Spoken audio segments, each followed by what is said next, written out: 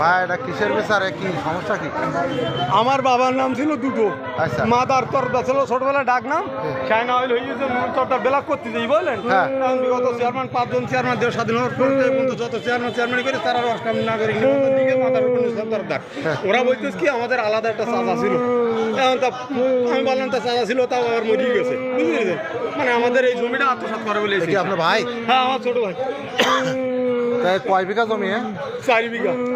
এখন এই জমিটা কোথায় ভাই? চুনোখালি বক্কার মোড়লের বাড়ি জানেন? হ্যাঁ, হ্যাঁ। বক্কার মোড়লের বাড়ির গায়ে এখন বাড়ির বক্কার মোড়লের বাড়ির উত্তরে যে পুকুর, ওই সেই পুকুর আমার এই জমিতে। এখন দখল করে নিচ্ছে কারা? ওরাই তার ভূমিদস্যু, এরা আওয়ামী লীগ করতো ভূমিদস্যু।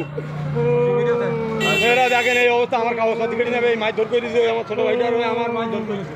তাহলে এই টিউনো স্যারের অফিসের সামনে যদি এই ব্যবহার করে, তাহলে ওরা আমাদের সাথে আমাদের বাড়ি কি ব্যবহার করে দেখেন। এই তো আশ্চর্যই গেলাম যে টিউনো অফিসের সামনে এই ধরনের সমস্যা।